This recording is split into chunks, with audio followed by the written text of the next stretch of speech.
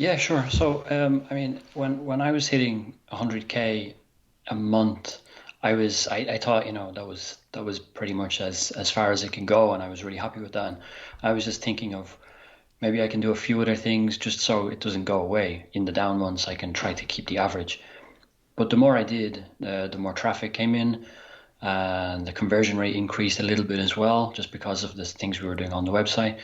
And sales kept coming in, and then each month was just getting, like, in March, I think February was a lower month. It was like 63K, 68K.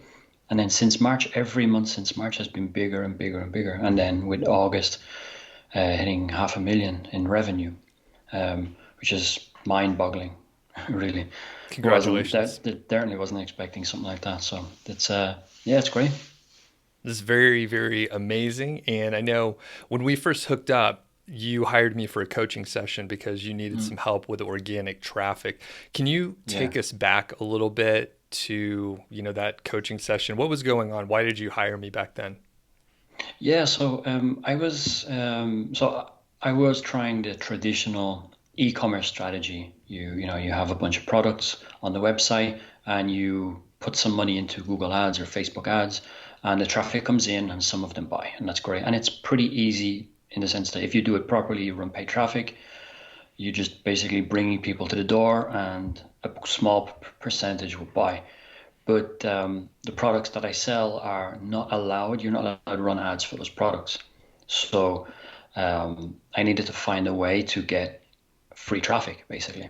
And I'd already been doing some blogging, but it didn't really have a purpose. I was putting content out because the manual says you have to produce content and often, but without much of a strategy. And it was very hit and miss. Like one blog would do well and the other nine wouldn't, and I couldn't really understand why. So that's why I came knocking and I was asking you for help. Just to teach me some of your secrets.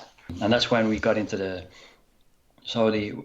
we had like a pillar piece which was already doing okay, and then just a bunch of other stuff that didn't even didn't even rank.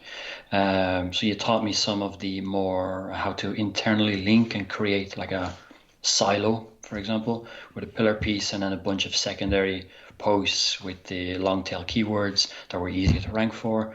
And and once I started doing that, not only did the pillar piece really get established in position one, the other blog posts were ranking as well. So it was just an accumulation of traffic. And now my organic sales are much higher than they were when we last spoke. So it's great.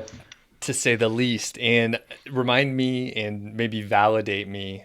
Did you use the keyword golden ratio or was it just a more broad, long tail keyword approach? So I used the KGR.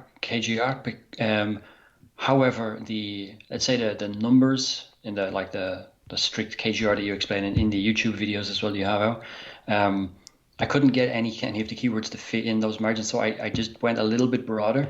But I also had a very good idea of keywords in general as well. So when it didn't fit, I figured maybe I'll just write the content anyway. Better to have extra content than not produce content because it didn't, fit inside the square box, if you know what I mean. So it was hard to get keywords to fit in the. I was like 0.25 or I remember what the value was, but there just wasn't enough keywords to fit. So I just sort of extended the boundaries a little bit just to fit more keywords in, and there was more choice then. But I also had like lots of FAQs and customer emails to also use as a resource about what are people looking for, what are people asking about. So that helps as well. So it was a combination of sources for content ideas. Awesome. And your site wasn't brand new at that point. It had been around for a little while, right? It had been around for over 2 years. Yeah. Okay. And that's a key distinction. I think the KGR is, it's great to follow it strictly when you're first getting started with a brand new site.